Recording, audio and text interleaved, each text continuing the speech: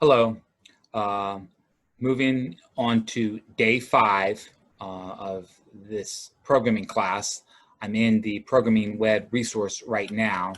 I'm going to scroll down and hover right in the notes area. I'm going to go back to Canvas real quick. So we are through doing the flow chart of this tip calculator.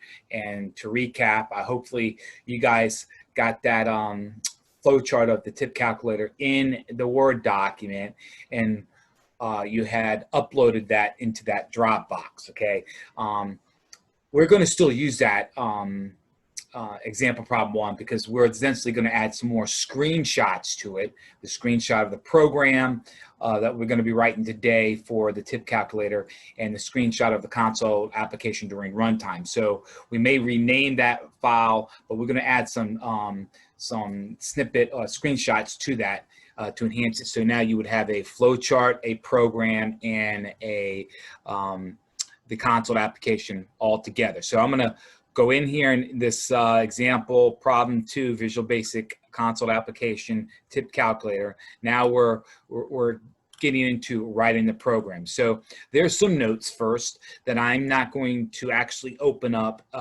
just real quick and debrief with you, but you're going to need to read through them. In the notes section, there's 4 notes here that I'm going to be covering real quick. I'm going to skip over the Flowerbox. When we get writing, I'll then get writing the program. I'll go to that, but I'll quickly talk to you guys about the simple sequence control structure, meaningful application, program flowchart, and then we'll get into writing the program, and you can see example problem 2. If I scroll down again, once you get done, you're going to need to upload that example problem 2 program, which will be a Word document that has some snapshots in it. So this will have a Dropbox to it. So I'm coming back over to the programming section, and real quick, if I just jump over the Flowerbox template, I'm going to come back to that later and go to the notes on the sequence control structure, and I right click and open a new tab. So I have that tab open. You should have it as well. So these are just some notes talking about some keywords in this, the key language, and understanding there are steps. There are steps to getting from A to B to C. And when thinking in programming language, you're going to have some, there's going to be some logarithm to them, okay? It's step-by-step procedure to get to the ending goal. You've probably already heard me talk about variables, okay? And these are going to be probably English language words that you can use that'll hold some value, okay? Pay, like we used last, bill, okay? Total. Right, these are English language words that you can use in this in programming. Okay, then there's some sets of global variables. We won't really get to them this 9 weeks, but they oversee all of your different modules that you may have. Constant. What is a constant? That is going to be a number, and numbers are going to be part of formulas or a logarithm as you build them. You heard me talk about mathematical formulas, okay? The process of the parentheses and the steps that multiplication, division becomes before addition and subtraction. That all plays a factor here, ladies and gentlemen. And you can see 2 different expressions with the same numbers right here. Expression 1 doesn't have a parentheses, and expression 2 does. So these 2 formulas right here will give you different answers, okay? Then there's something such as reserved words, and understand reserved words, or for example here, console write line. Those are reserved words of the language, okay? So I'm going to move back. Please read this page so you get some information about the simple sequence control structure and where we headed. If I right click and open up the meaningful application program, the flowcharts, and I ask you guys to let's take a peek at that, and that tab's already open. All right, what I have here are 3 different problems, 3 different business problems, science problems, okay? So this is a sales application program that is presenting a problem. And to the right of that, I am then dissecting the flowchart, system program in Studio Code flowchart. All right, so this is a very similar where people are looking to get a paycheck. People have a program to write. They're getting paid on a commission. All right, so I'm not going to dissect this right now. There is an assignment that I will be giving you this, and you're going to have to write this program. Simple temperature conversion program. This is a scientific problem. You can see the formula right here that converts define the Celsius based on whatever the Fahrenheit is. And finally, a billing problem. If you're working at a department store and you're using a credit card, all right, and so at the end of each month, you have a statement. And so here's an example of a flow chart of a monthly billing program based on type of credit you have, right? So here's a repetition of a problem with the flow chart on the right-hand side. So a little overview of that, and I'm asking you guys to also indulge it. If I go down to the next notes, dealing with notes on Visual Basic console application, right-click, open new tab, and I believe I have that tab open already, okay? So this is really getting into some more of the key terms. You know, when we did that in my first program, I did try to talk about the different reserved words that we were using, but you can see here, there's going to be some new items that I'm going to be discussing, and I ask you guys to debrief this, specifically putting internal comments in. All right, and you see this one right here that says input, and this is going to represent where the inputs is going to help the user understand, and it's going to be green text, okay? Again, you see variables, again, declaring of the variables, and that's going to be dealing with the dim statement. Here's a line item of code that has bill, tip percentage, tip, total bill based on as a decimal, okay? Because we're going to want our answer to be in currency, all right? So the dim state, I'm giving you a definition of what the dim statement is, part of the reserved word. Getting as a string. Now these are types of different variables, okay? String, integer, and decimals, and there are many different types of ways you can declare a variable. We're just starting very slow, and I'm just presenting 3 to you in this example. Please indulge in reading what the string is about, integer is about, and decimal is about. And so if I scroll down a little bit more, you can most certainly see the reserved words of the console write line, console read line, okay?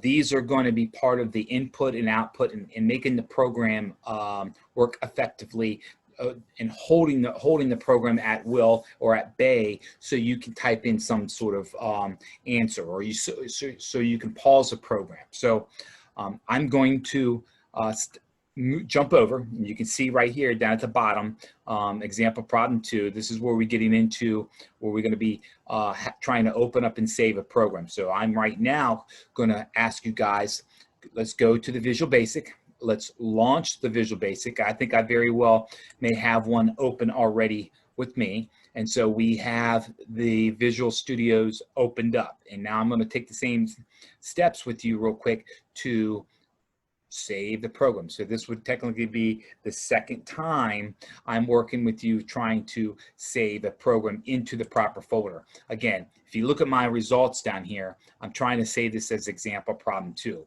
all right, because theoretically we're on our second example problem at this particular time. So if I pull up the file menu, I go to new projects, I click on new projects. Notice how, since I've established a console application once before, it's holding that line item in the template, okay? It knows that I had worked with console application before. It's holding that in that line item. So I'm coming down here in the name of it. Again, I'm calling this example problem 2. I'm asking you guys to do the same. I'm going to hit the browse button, but most likely in your scenario, folks, ladies and gentlemen, you very well may see already program is selected. You should not probably have to move that again since you've already wrote a program and saved it inside that programming folder. And so once again, I'm about to hit OK, but you got to realize that when you're saving for the first time, it could take, based on the speed of your machine, it could take 5, 10, 15, 20 seconds for the program actually to open up. So go ahead and hit OK. Okay, now that your program is opened up, you see the module 1 end module, and then you see the sub main and end sub. Okay, so we're going to be writing our program inside the sub main area. Okay, but I'm going to jump to, and I'm going to tell you, I'm going to hit return a little bit. My font is a little bigger, but we're going to have to put a flower box, and I'm going to want the flower box to be, it's like a header. It's like the information about you and the information about this program. So I'm going to want you to put that right below the module. So I'm going to go back to the notes.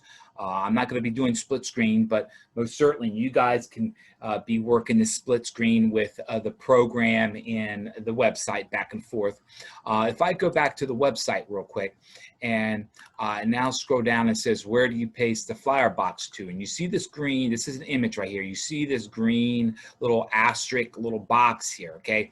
And so it has name, author, computer number, date, and purpose. Now I have a link here right below it, which I'm going to open up. I'm going to right click and open a new, but I also have this in the module 1 in the notes, and you can see what populates open here, okay, in this yellow box. So I'm going to close this down and show you another place where you can find it, because I may not always be having a link in the notes. So if I go to the objectives, okay, right where I was, where before it says notes on Flowerbox template, but if I scroll up to the objectives, okay, I also have a link, the same link right in the objectives, used to modify the Flowerbox for all programs. Okay, so I have the link a couple times in here. So if I right click it here and open up a new tab, okay, looks like it's opening up right here. Okay, right here. So what you see in this yellow box, I'm trying to create a little easier process with you. You can run your mouse over it and you can copy it, okay? But understand that these are asterisks and they're standing out, and it's always going to have to be at the top of the program, okay? I can see that you have who you are, and again, you see a computer station number here. We're going to leave that area blank because you're currently not in the classroom. So we're just going to focus on the first 2 lines and the last 2 lines. And so here's a technique I'm going to want you guys to do. All right, real quick, you can see where it's going to be pasted right below the module 1 and right above the main, sub main. Okay, so if I highlight the whole yellow box like I just done here, and I do Control C, I'm copying, or if you want to run your mouse over top of it and hit the copy command there, that'll work as well. If I take you back to the Visual Basic program, and right below the module 1, I'll hit Control V to paste, or right click and Control right click and select paste that structure in there. So you now see this text being green. Let me talk about what's going on the left-hand side. This is the single apostrophe, which means everything that comes after this is then skipped. When a program, and I'm going to clean this up again a little bit, when a program runs, it reads every single line, one line right after the next, right after the next, and it reads and it completes its task. If it reads a single apostrophe like this, it's automatically going to skip a line. It's going to skip, skip, skip, skip, skip. It's not going to do anything. It just skips. So we call this internal comments. So you're allowed to put comments in the program that you as a programmer could read and put notes in the program. So you notice how this program has a right side and a left side and stuff inside of it. Now, if I was going to write, come down to the second line where it says author and write my name, notice how then this asterisk jumps down to the next line. Okay, well, I'm going to back that back out, and I don't want to, I do not want this right line over here to move. So there's something on the keyboard that's called an insert key. If you look down at the bottom, look where my arrow is, right? INS, down at the bottom of this status bar. And if you find the insert key, I'm going to up above the backspace, right above the backspace, and click it once. Notice how it switches to overtype. Look at the screen. It's a blinky box. I'm going to click it again. It turns into an insertion point, and it says insert. And I click it again. It turns into overtype. Okay, so when we're in the overtype mode, therefore I can type, and it's a typing over. So now if I type my name, for example, you could type your name here. All right. All right, and if this does move, see how that moved? I'm going to then click the insert button and then just space it back out. And so I'm going to process with you real quick with you. I'm going with the overtype. I'm going to type what's the file name of this. This is called example problem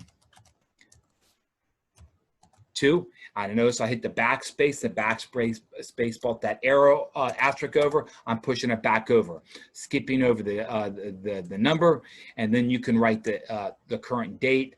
And I'm going to hold off on the purpose. I'll tell you that at the end of the class or end of this process. But at least you got 2 line items up there, and you got the date, because put the current date.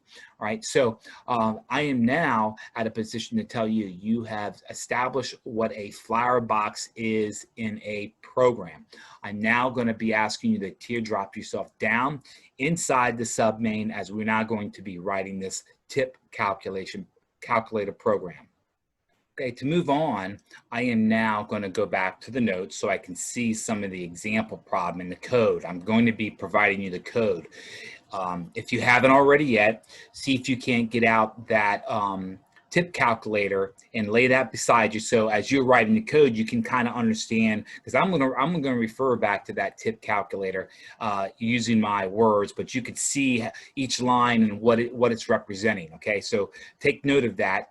So if I go back to the notes, you can see here example problem 2A. Now, you see a 2A, you see a 2B, you then see a 2C, you then see example 2D.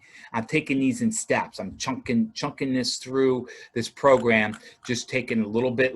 Now, there's not going to be different programs. It's the same program. We're still working with example problem 2 the whole way down, but I'm chunking it with 2A, 2B, 2C, and 2D. So what we have here is several lines here, and I have down here that says type this. All right, and so I'll talk about it real quick. We have an internal comment line. Okay, this is in a single apostrophe, the key that's right beside to the left to enter, the same symbol that you used in your Flowerbox. Okay, now you don't have to have the same amount of asterisks. For example, if I flop back over here and type it, you can only put 2 or 3 asterisks. Okay, I think a good 5 or 6 asterisks before, write declaring variable, and then a couple more asterisks. Okay, so what's going on here? The next line down tells you that we have 4 variables that we're going to be using with this program.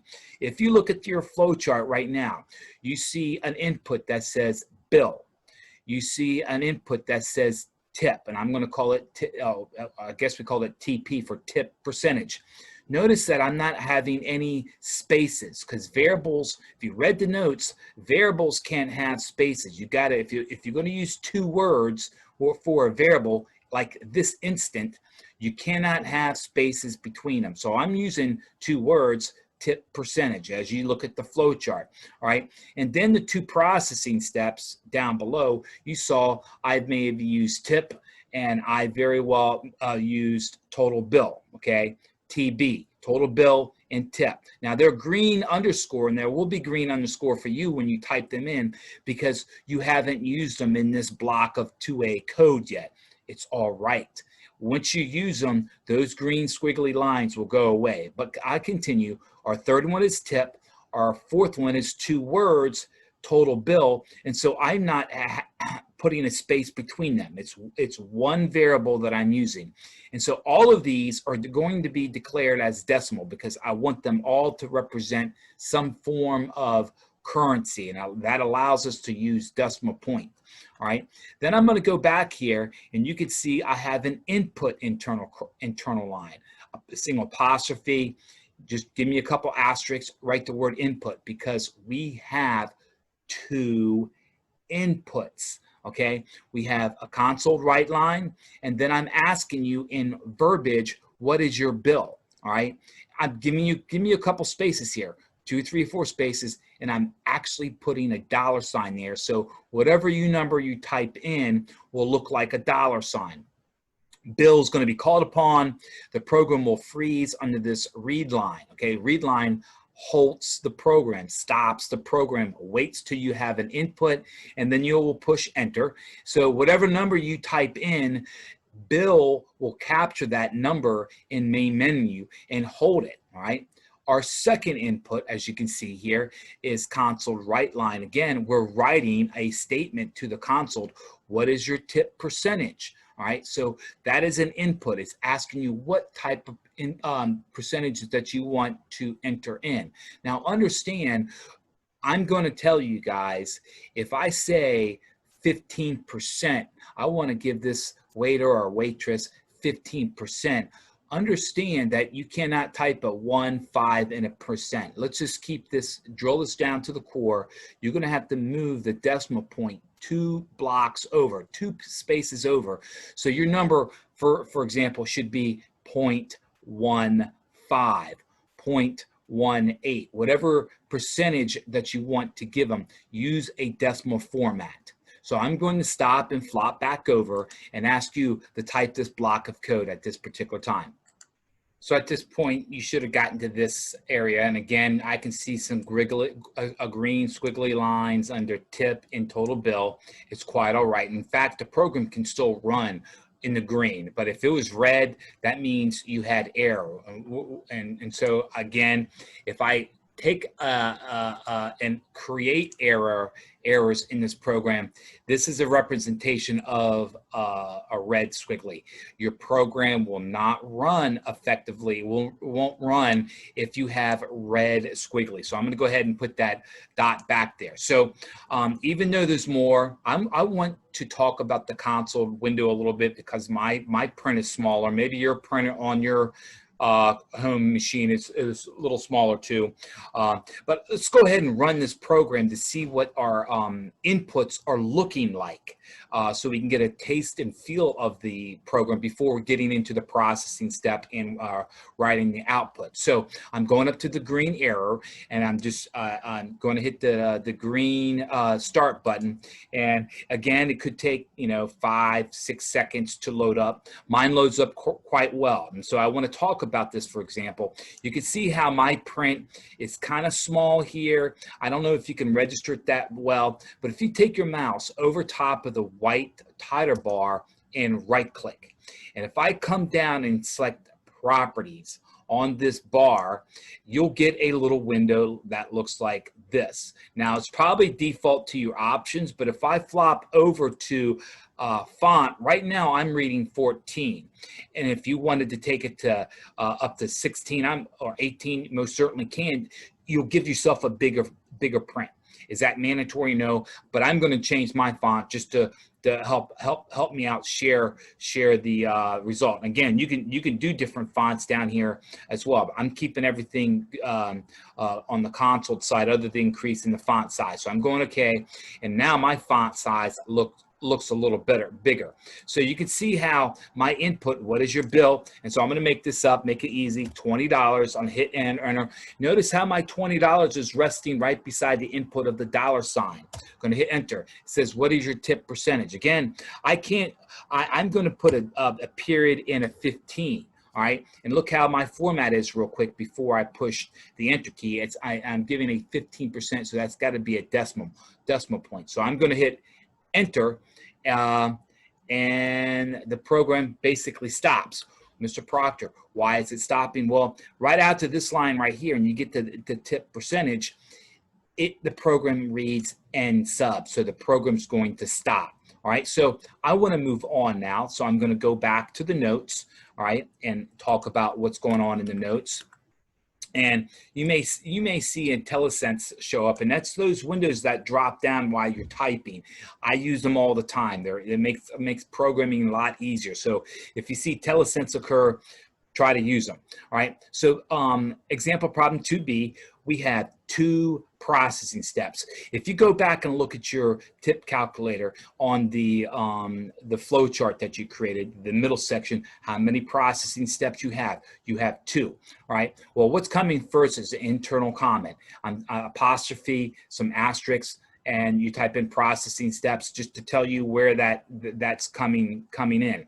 And then you see the 2 lines here, total equals bill, that's an asterisk, times total tip percentage. The second one, total bill equals bill plus tip. So I'm asking you at this particular time, go ahead and plug in the 2 processing steps. As I now get done typing in those 3 lines, I'm going to let you know, look up above. Look how tip is no longer green squiggly because you use tip down below. Look at total bill. Look at total bill, and it's not squiggly up above because you use it down below. And what's cool about this program, when you click a variable like bill, notice how bill shows up. Bill, bill, bill. When you click a tip percentage, look how tip percentage shows up. All right, so I'm going to actually tell you guys, let's go ahead and put a space right in between by hitting enter, okay, right after tip percentage. So I get my program looking with spaces between the different sections. We have the variables, we have the input, we have the processing steps, and I'm going to go ahead and put a couple more returns, get ready for the output. I'm not going to run the program right now. It's because it's probably going to run the same capacity. It's not going to spit out any output because we don't have any output yet, right? But you do have the arithmetic that's taking place here. You know what the tip is, you know what the total bill is, but now we need to work on the output. So I'm going to go back over to the notes, and now we're on 2C, and notice I have 3 lines here. This last line is crucial because that's going to hold the program. That's going to stop the program. This console.read line stops the program so you can see the results. The line above will be displayed on the console screen. So at this time with this 2C, let's go ahead and type in these 3 lines in the program, and then let's try to run it right after that. Okay, I just finished typing in the output lines, and you can see really there's only 2. All right, where we wanting to, if you look at your flow chart, we want to output the tip and we want to output the TB, and then TB is the total bill. This is the variable for the total bill. This is the variable for the tip. So we're outputting both of these. Now, understand that I want you to play around with it, okay? And I talk about this. Console is writing, okay? It's writing the words your tip to the console, and then the purpose of this and symbol here again is if anytime you want to put something else after the quotes, the symbol says and. I want to add this variable. This variable I want to add to it is the tip. All right, and so that will display some sort of tip in a decimal format. The right line, the second right line, again, if you want to play around with the spacings, I just made this up, the spacings between these quotes, so separating the text from the number a little bit. It doesn't have to be that large. The final line is read line. This will stop the program, and the program will stop and let you see your output. After you hit return, after you see it, the program will then what? It'll read the end sub and it'll stop. So let's go up here and let's hit the green arrow, and let's run this program together.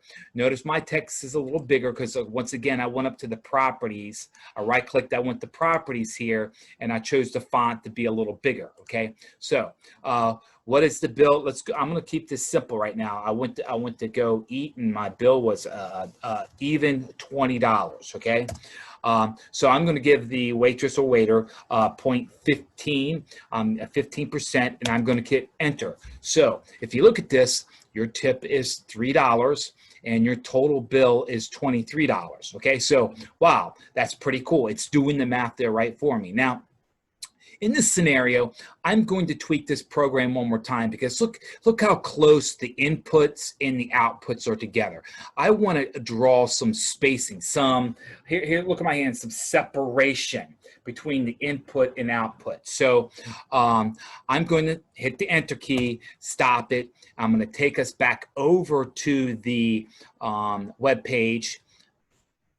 And I'm going to look at this bottom line, example 2D with you guys real quick. There is not so much this third line, but there's these two yellow console right line, console right line. If I put two blank console right lines, one right over top of it, that tells the program to give a return. Return. So the text would drop down. So go ahead and write two console lines in the program right now. Okay, now that you have added your two lines, I have to notice in between the brackets there's nothing. Okay, the practicality is I'm using the same type of command, but the line, basically what's happening here, by having the word right line, that gives a carriage return. It tells the program to return one line down. One line down. If I had 5 of these right lines, it would then give me 5 returns, okay?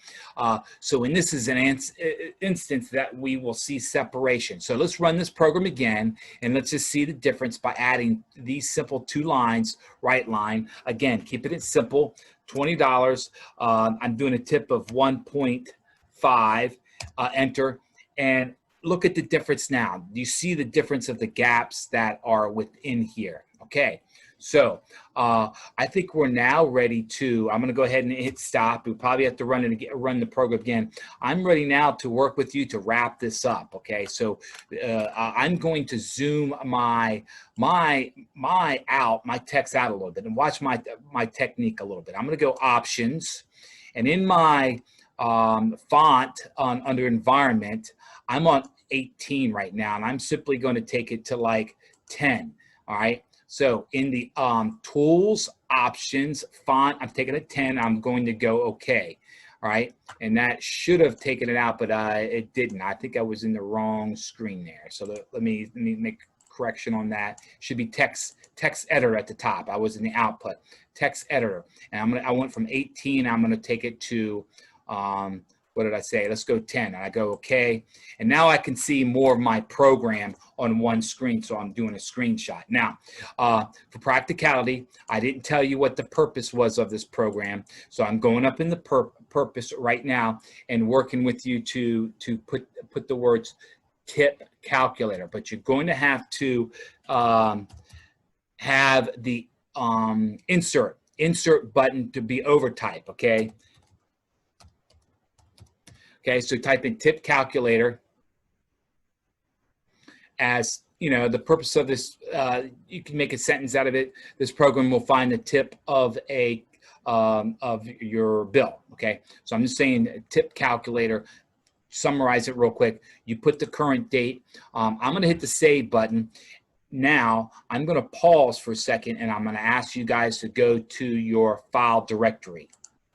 Okay, I'm now in my file directory. Again, it's documents. I'm going into programming, and let's take a peek what's going on here. Okay, so we see the example 2 folder here, just like we had when we created my first program, we see the example 2 program. If I go in the example 2 program, you can see that's the main program right there. It's already open right now. I don't need to launch it. But if I had to come back and shut down and come back and do a little bit more of it, this is the area I would launch right here to load that program back opened up again. Okay, so what I'm going to do is I'm going to take this example problem 2, open it up, and then rename it to example problem 1, rename it to 2, and then add in some snippet of the program to enhance it to example problem 2. So go ahead and launch that file you created of example problem 1, which was just a flowchart. I already have it opened already. All right, and it has your name at the top, and it says tip calculator. Maybe right after your name, and I'm actually going to increase my font on this just to make it a little different. I'm taking it to 16. Maybe right after your name, call it example problem 2. All right. Well, right now the Word document is called example problem 1. We're going to do a renaming of it right now. So let's pull down the file menu. I'm now going to conduct the save as. If I go save as, and I'm going to go to the browse button with the browse window opening up. I'm simply going to tweak the file name. I'm going down to the file name, deleting the number 1, putting the number 2, and then simply going save. All right, so I took a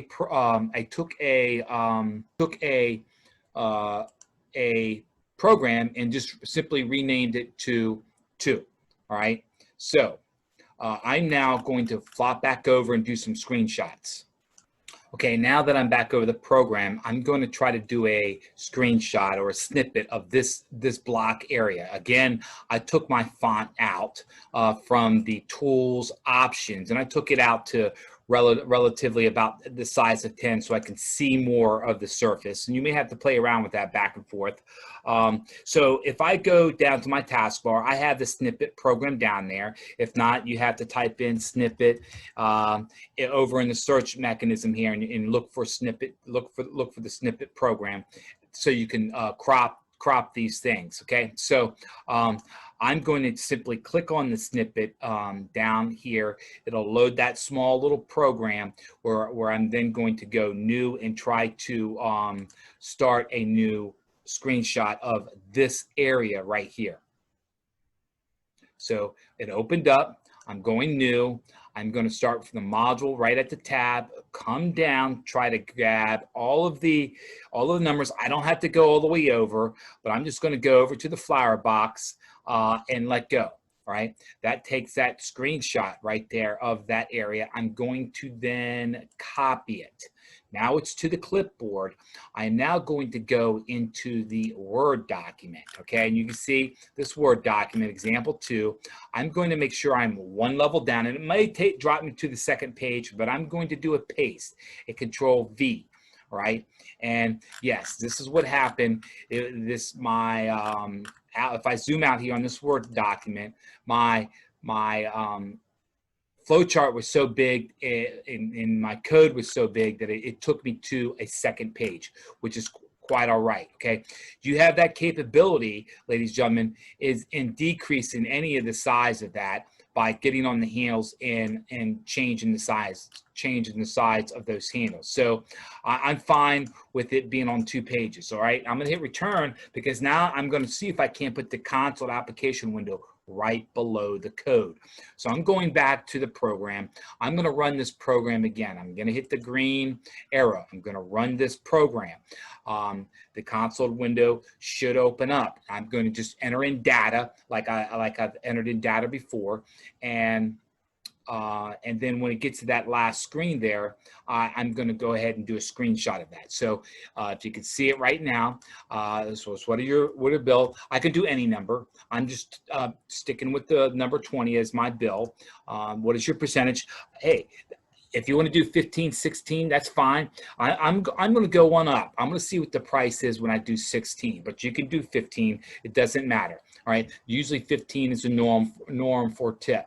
So if I hit return, notice how now I have the bill as $23 So I'm going to go back to the snippet program. It's activated right now. I'm going to go up here and hit the new button.